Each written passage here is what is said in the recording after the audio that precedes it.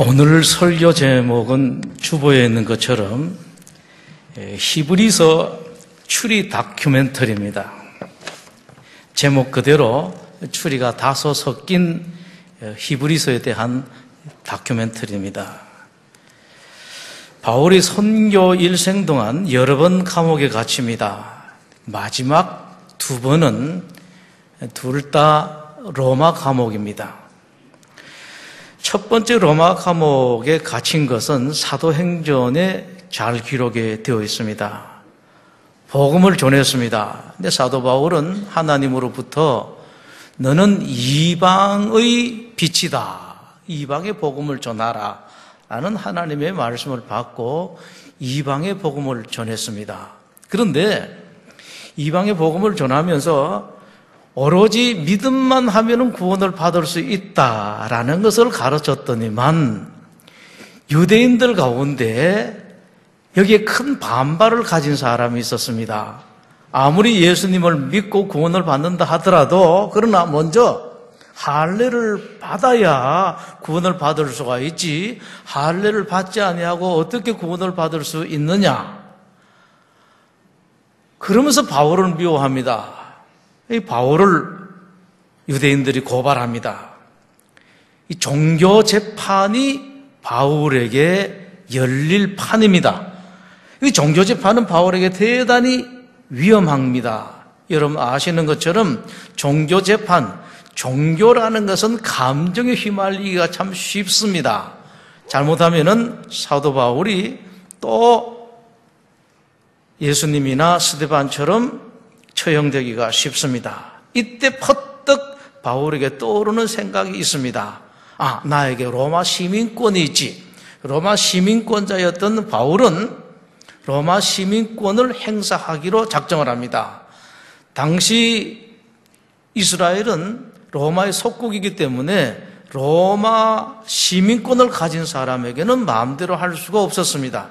바울이 나는 이스라엘이 아니라 로마의 재판을 받아야 되겠다라고 주장을 하니까 어쩔 수 없이 바울을 로마로 압송을 하게 됩니다. 바울이 로마에 압송됩니다. 거기서 감옥에 갇히는데 재판 받을 때까지 기다리고 있습니다. 거기서는 감옥이라는 말을 쓰긴 씁니다만 비교적 자유로운 감옥 생활이었었습니다. 바울이 집을 하나 세냈습니다. 그리고 그 안에서 바깥에 나가지만 않으면 됩니다. 소위 가택연금을 당하게 되죠. 거기서는 손님도 맞이할 수 있을 정도로 자유로웠습니다. 2년간 가택연금을 당하게 됩니다. 그 뒤에 일이 잘 풀려서 감옥에서 석방이 됩니다. 석방되고 난 뒤에 바울은 더 열심히 복음을 전합니다. 그러던 중에 여러분들 아시는 것처럼 로마의 대화재가 발생합니다. 당시 로마 황제가 네로입니다. 네로는 이미 광기, 미친 기가 상당히 있었던 사람입니다. 로마 시민들은 당장 로마 대화재는 미친 네로 황제의 짓이라고 판단을 하게 됩니다. 네로가 공경에 빠지죠. 공경에 처한 로마 황제 네로는 시민들의 시선을 자기로부터 다른 데로 옮길 희생양이 필요했습니다. 이때 네로가 생각한 것이 기독교입니다. 기독교인을 희생양으로 삼으면 되겠다. 그래서 소문을 퍼뜨립니다. 기독교인들이 로마의 이 화재를 불을 질렀다. 그리고서는 기독교인들을 체포하기 시작합니다. 박해가 시작되는 것이죠. 그 기독교의 대표적인 인물로 바울을 지목을 합니다. 바울이 즉각 체포됩니다. 로마 감옥에 두 번째로 갇히게 됩니다. 이때 로마 감옥에 갇힌 바울의 투옥은 첫 번째 투옥과는 완전히 달랐습니다. 분위기가 살벌합니다. 이번에는 도저히 석방될 것 같지가 않습니다. 아무래도 처형될 것 같습니다. 이런 상황에 있는 바울에게 감옥 밖으로부터 소식이 들어옵니다. 기독교 신자들 가운데에 기독교를 떠나서 유대교로 돌아간 사람이 제법 있고 앞으로도 돌아갈 것 같다라는 소문입니다. 까닭은 이 기독교 박해 때문에 기독교인들이 견디지를 못합니다. 육체적으로만 정체적으로만 박해가 있는 것이 아니라 경제적인 박해가 있습니다. 로마 당국은 기독교인들에게 물건을 팔지도 못하게 하고 사지도 못하게 합니다. 살 도리가 없습니다. 그야말로 생사를 오락가락하는 그런 기독교인이 되고 말았습니다. 어쩔 수 없이 비슷한데 유대교로 돌아가자라고 생각하는 사람들이 제법 많이 늘어났습니다. 이 소식을 들은 로마 감옥의 바울은 가슴이 너무 아픕니다. 당시 모든 유대인들보다 그리고 유대교인들보다도 더 유대교를 잘 알고 있는 사람이 사도 바울이었습니다. 옛날에 유대교에서 상당한 역할을 했거든요. 그리고 와서 기독교도 배웠습니다. 그러니까 바울처럼 유대교도 잘 알고 기독교도 잘 아는 그런 사람이 없었습니다. 바울이 생각합니다. 이 좋은 기독교를 두고 어떻게 그런 유대교로 돌아간다는 말이냐? 세상에 말도 안 되는 그런 말. 모를 수가 있어도 이렇게 모를 수가 있나? 바울이 탄식을 하게 되죠. 그래서 바울이 자기가 밖에 나가기만 하면 사람들에게 이것을 설명을 하겠는데 감옥에 갇혀 있으니까 어쩔 수 없이 편지를 쓰게 됩니다. 기독교가 얼마나 유대교에 비해서 뛰어난 종교인가? 그 편지가 히브리서입니다. 바울은 히브리서 그 편지에서 유대교로 기독교를 비교합니다. 유대교인들이 유대교에 대해서 자랑스럽게 생각하는 것이 몇 가지가 있었습니다. 대표적으로 보면 첫 번째는요, 유대교인들은 이렇게 자랑했습니다. 우리 유대교에는 위대한 선지자들이 많이 있다. 얼마나 좋은 종교이냐. 거기에 대해서 바울은 이렇게 말합니다. 여러분들, 선지자들이 많이 있다라는 말은 무엇을 의미합니까? 만약에 그 사람들이 완전했다면 한 사람만 있어도 되는데 많이 있다라는 것은 선지자들이 다 뭔가 부족하기 때문에 그런 것이 아닙니까? 그러나 기독교의 예수 그리스도는 완전하십니다. 한 분만이 마지막 모든 것을 다 말씀을 하셨습니다. 그뿐만 아니라 기독교 예수 그리스도는 세상을 창조하신 바로 그 하나님이십니다 라고 말합니다. 히브리서 1장을 함께 보겠습니다. 신약성경 352면에 히브리서 1장 1절입니다. 옛적의 선지자들을 통하여 여러 선지자죠. 복수입니다. 여러 사람들의 선지자를 통하여 여러 부분과 여러 모양으로, 그러니까 한 사람에게 모든 부분, 모든 모양을 말씀하신 것이 아니라 어떤 사람에게는 이 부분, 어떤 사람에게 저 부분, 어떤 사람은 이 모양, 어떤 사람이 저 모양으로 하나님께서 말씀을 하셨습니다. 유대교의 선지자들은 이렇게 한계가 되어 있는 제한된 선지자라는 그런 말씀이십니다. 하나님이 이 모든 날 마지막으로 한 분 아들을 통하여 예수 그리스도를 통해서 우리에게 말씀을 하셨다라고 말씀을 하십니다. 이어서 2절 마지막에는 이렇게 말씀을 하시죠. 또 그로 말미암아 모든 세계를 지으셨느니라 말씀하십니다. 예수님께서는 얼마 전에 태어나신 그런 분이 아니라 태초부터 하나님께서 이 세상을 창조하실 때부터 계신 이 세상의 창조주이시다. 이런 기독교와 유대교가 어떻게 비교가 되겠느냐? 라고 말씀합니다.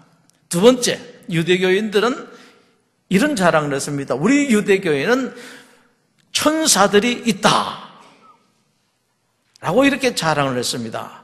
바울은 거기에 대해서 이렇게 말합니다. 여러분, 천사들은 어떤 존재들입니까? 하나님의 심부름을 하는 존재들은 아닙니까? 즉 하나님의 종입니다. 그러나 기독교의 그리스도는 하나님의 아들이십니다. 즉 기독교의 예수님 바로 하나님 본인이십니다. 세상의 주인이십니다 라고 이렇게 말합니다. 당시 유대인들은 이걸 다 알았습니다. 아들은 곧 하나님이다라는 것을 오늘 우리는 아들과 아버지를 따로 봅니다만은 유대인들은 아들은 곧 아버지다라는 것을 알고 있었습니다. 1장 3절입니다. 이는 그리스도죠. 하나님의 영광의 광채시요 그 본체의 형상이시다. 본체의 형상이다. 본인이다라고 말씀하십니다. 그의 능력의 말씀으로 만물을 붙드시며 죄를 정결하게 하는 일을 하시고 높은 곳에 계신 지극히 크신 이 우편에 앉으셨느니라. 그리고 14절에서 이렇게 말씀을 합니다.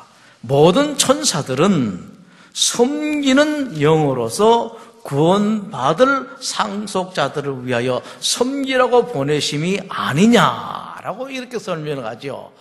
여러분들이 자랑하는, 유대교인들이 자랑하는 천사는 이 정도 존재밖에 되지를 못합니다. 그러나 우리 기독교의 그리스도는 이런 바로 하나님이시고 하나님의 아들이십니다.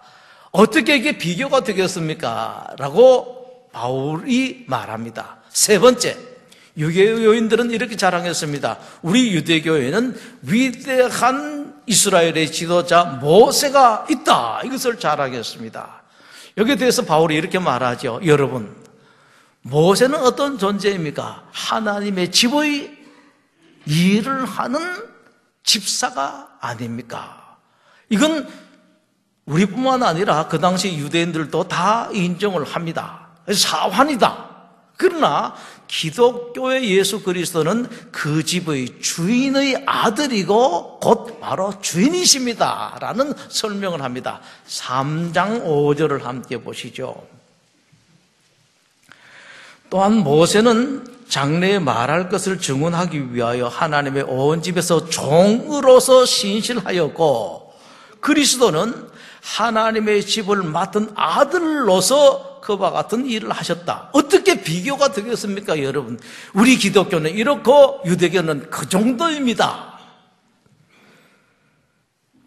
네 번째, 유대교인들은 요수아를 자랑했습니다. 요수아를 자랑하는 까닭은 이스라엘 민족을 젖과 꿀이 흐르는 땅, 복락의 땅 가나안으로 인도한 이스라엘의 장군이기 때문에 그렇습니다. 거기에 대해서 바울이 이렇게 말합니다. 참 요수아도 대단한 존재입니다만은 요수아가 이스라엘 민족을 인도한 가나안은 과연 완전한 안식이 있었습니까? 영원한 안식이 있었습니까? 아니지 않습니까? 끊임없이 전쟁이 있었지 않습니까? 우리도 아는 바예요. 거기서 이스라엘 민족들이 안식을 얻는 것은 전쟁을 해서 힘써 전쟁을 해서 싸워서 이겨서 지킨 안식일 뿐이지 저절로 얻어지는 그런 안식은 아니었습니다라고 이렇게 설명을 합니다. 그러나 기독교의 그리스도가 주는 안식은 영원한 안식이고 완전한 안식입니다. 4장으로 넘어가겠습니다. 4장 8절을 보시죠. 만일 요수아가 그들에게 안식을 주었더라면 그 후에 다른 날을 말씀하지 아니하셨으리라.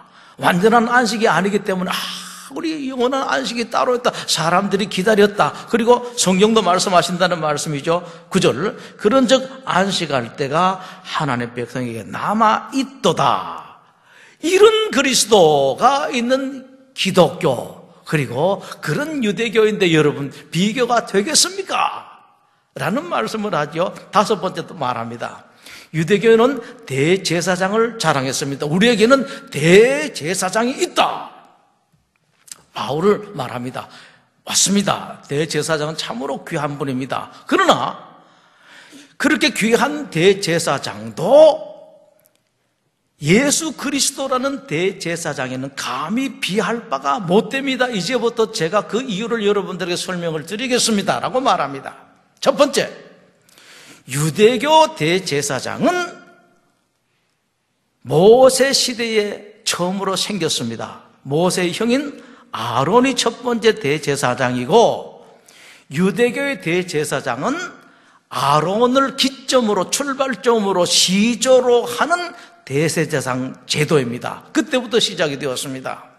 그러나 기독교의 그리스도는 아론보다도 한참 300년, 400년, 500년 이전의 할아버지인 아브라함까지도 11조를 바친 멜기세덱을 기점으로 출발점으로 시조를 하는 대제사장입니다. 이런데 어떻게 비교가 되겠습니까? 몇백 년 뒤에 나온 그 아론의 후예들인 대제사장과 몇백 년 전에 출발한 멜기세덱의 후예인 그리스도, 어떻게 대비가 되겠습니까? 여러분, 이것도 아직 모르겠습니까? 라고 설명을 하죠. 두 번째 또 이유를 제가 설명을 하겠습니다. 뿐만 아니라 유대교의 대제사장은 제사 드리기 전에 자기의 죄부터 먼저 씻어야 했습니다. 그건 유대교인들이 다 알고 있어요. 들어가서 손을 씻고 자기를 위해서 제사를 먼저 드리고 깨끗하게 하고 난 뒤에 그 다음에 백성들의 죄를 하나님 앞에 내어놓습니다. 네, 바울이 설명을 합니다. 그러나 기독교의 그리스도는 단 한 번 십자가에 죽으심으로 말미암아 다시는 여러분 기독교인들은 피의 제물을 가지고 오지 않아도 됩니다. 유대인들은 제사 지낼 때마다, 그런 죄를 씻는 제사를 지낼 때마다 양의 피든지 염소의 피든지 비둘기 피든지 다 피를 가지고 제사를 드렸어야 됐습니다만은 기독교 그리스도는 한 번으로 끝냈기 때문에 더 이상 여러분들은 피의 제사를 드리지 않아도 되지 않습니까? 이제 여러분들 아시겠습니까? 라고 이렇게 설명을 합니다. 여러분들이 오늘 드리는 헌금은요, 이건 제물이 아니에요. 이 죽을 나 대신에 예수님께서 죽으셨는데, 옛날에는 죽을 사람들 대신에 양이나 염소나 비둘기를 죽였습니다만 그리스도가 한 번 죽으심으로 끝났기 때문에 다시는 그럴 필요가 없다. 다시는 제물을 바치지 않아도 됩니다. 그래서 하나님 고맙습니다. 우리 대신 이 십자가에 죽으신 주님, 우리를 구원해 주신 주님 얼마나 감사한지 5장 보겠습니다. 5장 1절부터요. 대제사장마다 사람 가운데서 택한 자이므로 하나님께 속한 일의 사람을 위하여 예물과 속죄하는 제사를 드리게 하나니, 그가 무식하고 미혹된 자를 능히 용납할 수 있는 것은 자기도 연약에 휩싸여 있습니다. 그러므로 백성을 위하여 속죄제를 드린 것 같이 또한 자신을 위하여 드리는 것이 마땅하니라. 죄가 있으니까요, 한계가 있는 존재니까요. 4절은 시조를 말합니다. 이 존귀는 아무도 스스로 취하지 못하고 오직 아론과 같이 하나님이 부르심을 받은 자라야 할 것이니라. 아론을 시조로 한다라는 그런 말씀이죠. 이제 그리스도에 대해서 말씀을 하십니다. 4장으로 올라와서 4장 14절을 보시겠습니다. 그러므로 우리에게 큰 대제사장이 계시니 승천하신 이 곧 하나님의 아들 예수시라. 우리가 믿는 도리를 굳게 잡을지어다. 우리에게 있는 대제사장은 우리 연약함을 동정하지 못하실 이가 아니요 모든 일에 우리와 똑같이 시험을 받으신 이로되 죄는 없으시니라 라고 이렇게 말씀을 합니다. 죄 없는 대제사장 예수님이시다. 어떻게 이런 기독교와 유대교가 비교가 되겠습니까? 다시 5장 5절로 넘어오겠습니다. 또한 이와 같이 그리스도께서 대제사장 되심도 스스로 영광을 취하심이 아니요 오직 말씀하신 이가 그에게 이르시되 너는 내 아들이니 내가 오늘 너를 낳았다 하셨고, 또한 이와 같이 다른 데서 말씀하시되 내가 영원히 멜기세덱의 반차를 따르는 대제사장이라 했다라고 이렇게 말씀을 하고 있습니다. 이런 기독교와 이런 유대교입니다. 여러분 아시겠습니까? 기독교 신앙을 하고 있어도 아직 모르셨지요? 이제는 아십시오라고 사도 바울이 편지를 쓰고 있습니다. 바울은 이것 이외에도 여러 가지로 유대교와 기독교를 비교하면서 유대교뿐만 아니라 어떤 다른 종교도 감히 기독교와는 비교가 될 수 없습니다라는 것을 말씀을 하고 있습니다. 바울이 이렇게 말합니다. 이런 기독교를 두고 여러분들 가운데 다른 데를 간다는 것이 무슨 말이고 얼마나 바보 같은 일이고, 혹시 여러분들 가운데 아직 가지 않았다 하더라도 여기저기 다른 종교에 기웃거리고 다니는 것이 얼마나 부끄럽고 얼마나 무지한 일입니까? 라고 이렇게 말합니다. 몰라도 여러분들 어떻게 그렇게 모릅니까? 5장 12절입니다.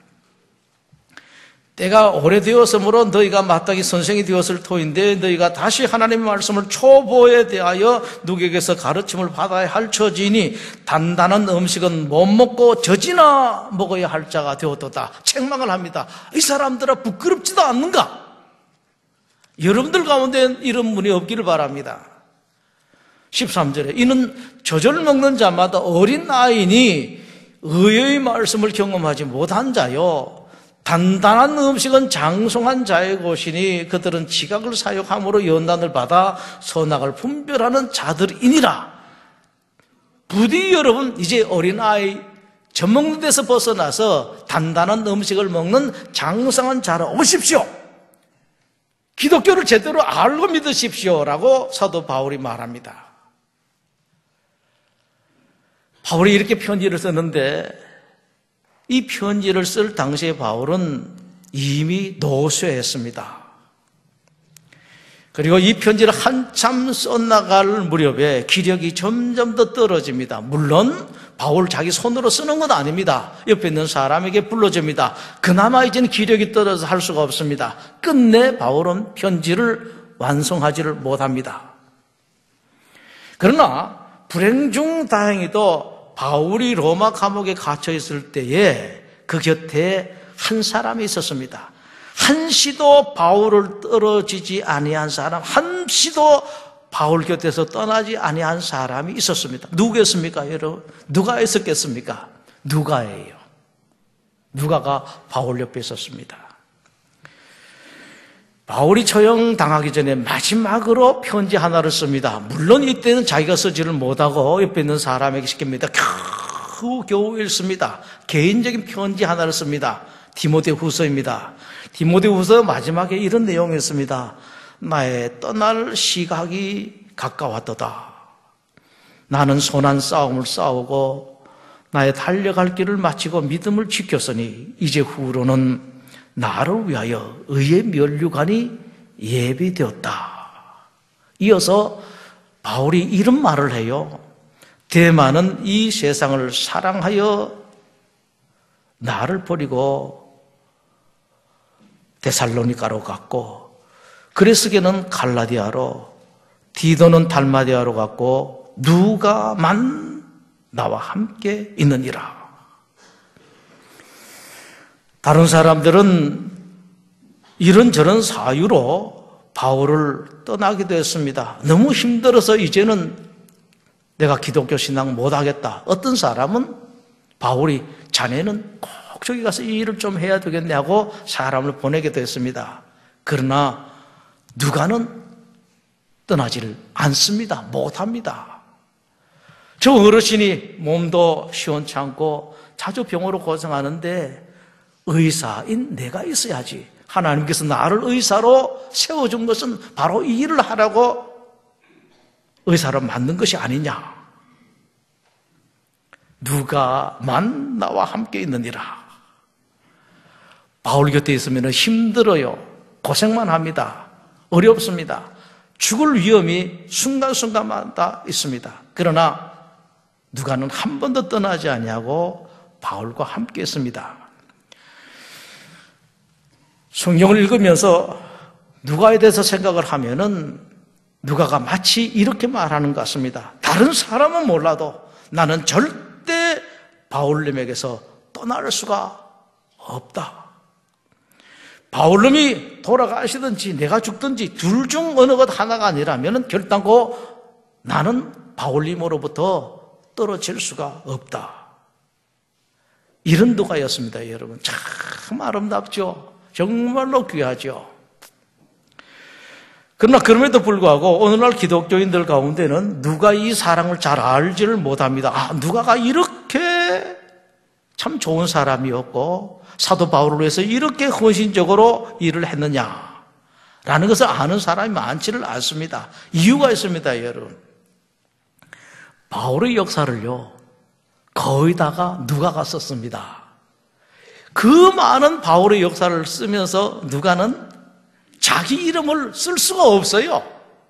얼마나 멋진 사람입니까, 여러분?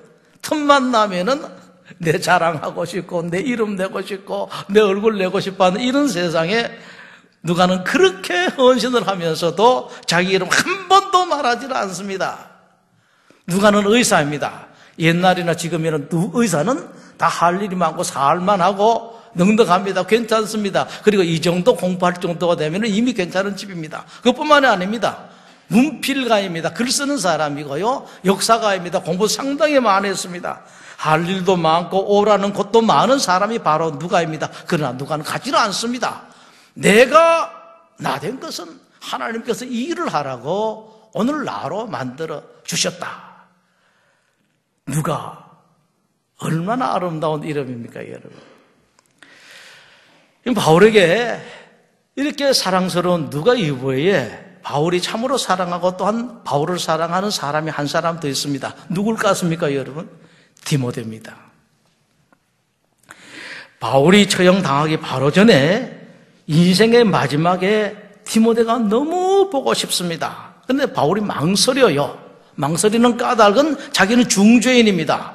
중죄인 옆에 역적과 비슷한 일을 했다고 지금 죄를 뒤집어 씌워놓고 있습니다. 디모데가 왔다가는 혹시라도 어려운 일을 당할 수가 있기 때문에 부르느냐 마느냐 보느냐 못 보고 그냥 죽느냐 갈등을 합니다. 그러나 사도 바울은 마지막으로 한 번 더 디모데를 보고 싶은 그 마음을 끝내 억제하지를 못합니다. 노인의 주책이지요.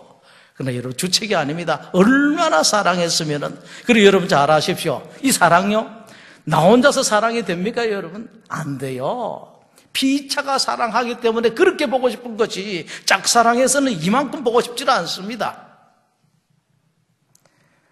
바울이 디모데를 그렇게 사랑했고 디모데가 바울을 그렇게 사랑했기 때문에 마지막 그 위험의 순간에도 불구하고 그 위기의 순간에도 불구하고 위험이 산지한 그 가운데서도 불구하고 바울은 디모데가 보고 싶습니다.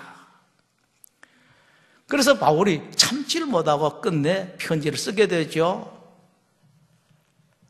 디모데 후서에서 바울은 디모데에게 이렇게 말합니다. 디모데야, 너는 어서 속히 내게로 오라.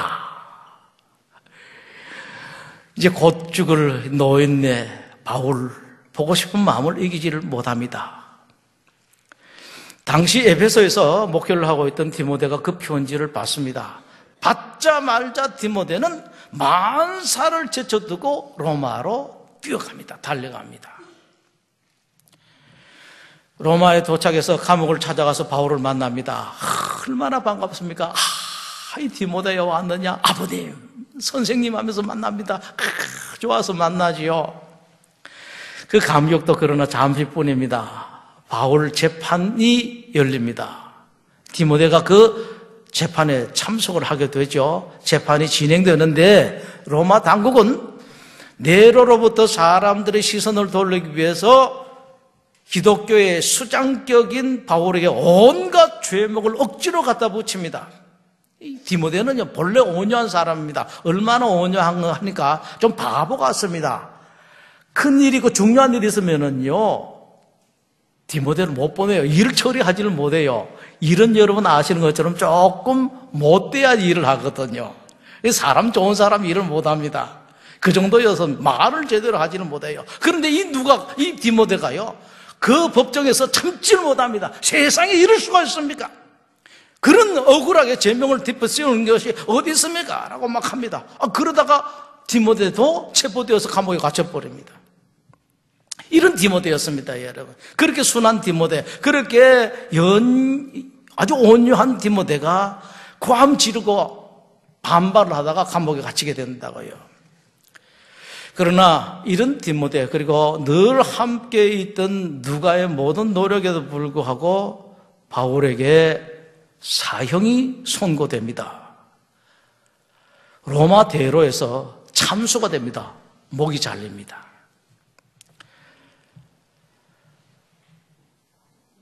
누가 늘 바울 옆에 있던 누가가 정신을 잃어버립니다. 언제나 자기와 함께 계실 것 같던 사도 바울이 순교를 당했고 함께 일을 해나갈 디모데는 또 감옥에 갇혔습니다. 그러다가 누가가 반짝 정신이 듭니다. 하나님께서 나를 이렇게 지키시고 보호하고 나를 살려둔 것은 뜻이 있는 것이 아니냐. 바울님은 저렇게 처형을 당했고 디모데는 저렇게 감옥에 갇히고 나를 이대로 내버려 두신 것은 하나님의 뜻이 있어서 내가 할 일이 있어서 그런 것이다. 정신을 차리게 됩니다. 바울이 쓰다가 만 편지, 그 편지를 가지고 에베소로 갑니다. 이 디모데가 목회를 하고 있던 에베소에 가서 마지막 편지를 완성을 합니다. 그것을 증명하는 것이 있습니다. 여러분, 바울이 쓴 모든 편지에는요, 그 앞에 발신인이 누구다, 편지를 누가 썼다라는 것이 있습니다. 늘 나 바울, 나 바울, 나 바울 다 씁니다. 그런데 히브리서에서는 그 말이 없어요. 그 까닭이 있습니다.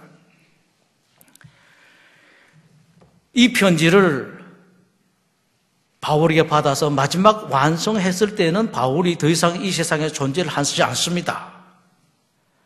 거기다가 내용 중에 상당한 부분을 누가가 첨가를 했기 때문에 발신자 이름을 삭제할 수밖에 없었습니다. 웬관이가 그 당시에 이미 상당한 사람들이 자기 권위를 높이기 위해서 사도 바울의 이름을 많이 도용을 했습니다. 누가는 그것을 하고 싶지 않았습니다. 참 슬펐죠. 언제까지나 끝까지 자기와 함께 있고 자기가 챙겨드릴 수가 있을 것 같은 바울 선생은 돌아가셨습니다.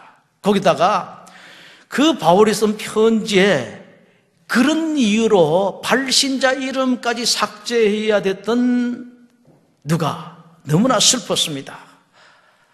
슬픔에 겨워서 어찌할 바를 알지 못하는 이 누가에게, 그러나 누가의 마음을 밝게 하는 일이 있었습니다. 바울의 그 재판 때에 바울 때문에 로마 감옥에 갇혔던 디모데가 감옥에서 풀려났다는 소식이 누가에게 전해졌습니다. 오늘 본문 히브리서 13장을 함께 보겠습니다.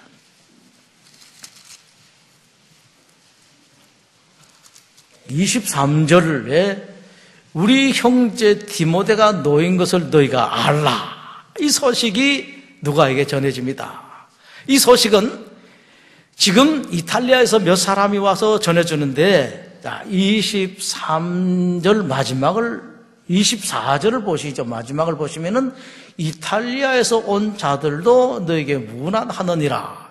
이탈리아에서, 로마가 있는 이탈리아에서 사람들이 몇 사람 왔습니다. 몇 사람이 와서 소식을 전합니다. 선생님, 누가 선생님? 디모데 목사님이 감옥에서 풀려났습니다. 그런데 감옥에서 너무 고생을 해가지고 같이 오지는 못했습니다만은 지금 편안히 회복 중입니다. 이 소식을 다 가지고 왔습니다. 이 편지를 받고 난 뒤에, 이 소식을 듣고 난 뒤에 누가가 너무너무 기분이 좋습니다. 너무 좋아요. 이 편지를 읽어보면 그것이 쓰여져 있습니다. 23절을 보시죠. 이렇게 말합니다. 다시요. 우리 형제 디모데가 속힌 것은 너희가 알라. 그러면서 이렇게 말합니다. 그가 속히 오면 내가 그와 함께 가서 너희를 보리라. 이 말은 한국말을 보아도요, 영어를 보아도, 원어를 보아도 누가가 디모데가 석방된 것에 대해서 얼마나 기뻐하는지 글에 가득 있습니다. 기쁨이 가득 담겨 있습니다. 이 한마디 구절, 이 말은 히브리서 전체를 밝게 해줍니다. 여기서 우리는 또 하나의 사랑을 보게 되죠. 바울의 제자들 간의 사랑입니다. 바울과 누가 그리고 디모데, 이분들은 전부 다 혈육 간에 아무런 관계가 없습니다. 남남입니다. 그러나 사랑에 있어서는 그 어떤 아버지와 자식, 그 어떤 친형제와 친형제보다도 더 깊고 뜨거운 사랑이 있습니다. 여러분, 얼마나 아름다운 사랑인지 모릅니다. 기독교 역사에 얼마나 빛나는 사랑인지 모릅니다. 여러분 잘 아십시오. 이것이 본래 기독교입니다. 이것이 본래 기독교 사랑입니다. 오늘날 기독교가 어느덧 존경을 받지를 못하는 데에 이르고 말았습니다. 그 까닭이 이런 데 있습니다. 여러분, 이런 사랑이 없어서 그렇습니다. 사랑이 없는 삭막한 기독교가 되고 말았기 때문에 세상 사람들로부터 존경을 받지를 못하고 인정받지를 못합니다. 스승과 제자, 성도들 간에 사랑이 없습니다. 계산만 하고 이해타산만 따지고 기회가 되기만 한다면 서로 이용만 하려고 하는 이런 것만 기독교에 남아있는 것 같아서 가슴이 씁쓸하기가 짝이 없습니다. 죽도록 서로 아끼고 위하고 사랑하는 기독교의 사랑 이야기가 며칠이라도 있다면 오늘날 기독교가 달라질 것입니다. 여러분, 이런 기독교의 사랑을 하고 싶지 않습니까? 교우를 서로 사랑하고 목회자와 여러분들 간에 서로 사랑하되 그냥 사랑이 아니라 말로만 사랑이 아니라 죽도록 사랑하고 죽도록 위하는 그런 사랑 여러분 하고 싶지 않습니까? 어떻게 하면 이것이 가능하겠습니까, 여러분? 물론 노력하십시오. 서로 사랑하려고요. 그러나 그것만 가지고 되질 않습니다. 성령님이 충만해야지 이것이 가능합니다. 그러면은 저절로 사랑하게 됩니다. 정말로 사랑하게 돼요. 죽도록 사랑하게 됩니다. 여러분 노력하십시오. 그러나 무엇보다도 기도하십시오. 하나님께서 보내신 영 성령님이 저에게 충만하시옵소서. 그러면 여러분들이 부부간에 사랑이 있고 여러분 가정에서 부모와 자식 간에 사랑이 있습니다. 기독교 성도들 간에 사랑이 있습니다. 그러면 기독교가 밝아져요. 세상이 밝아집니다. 교회가 밝아지고 여러분의 가정이 행복하게 됩니다. 그리고 하나 더 아십시오. 여러분 그렇게 사시게 되면은 어둡던 하나님의 가슴까지도 밝아집니다. 여러분의 하나님 가슴을 밝게 만들 수가 있습니다. 기도하겠습니다. 하나님 그렇습니다. 누구 탓도 아니었었습니다. 바로 우리 탓이었었습니다. 우리가 잘못해놓고 다른 사람에게 핑계대고 이 교회가 어떠니 누가 어떠니 온갖 말을 다 해대었습니다. 아버지와 우리를 불쌍히 여기시고 용서해 주시고 하나님께서 보내신 성령님이 우리에게 충만하여 주셔서 우리가 힘써 사랑하게 하시고 사랑할 수 있는 마음을 하나님께서 저희들에게 허락하여 주시옵소서. 주님, 우리 사랑으로 말미암아 하나님 가슴도 밝아지고 교회도 밝아지고 이 세상도 밝아지고 우리 성도들의 가정들이 밝아지게 하여 주시옵소서. 예수님 이름으로 기도드립니다. 아멘.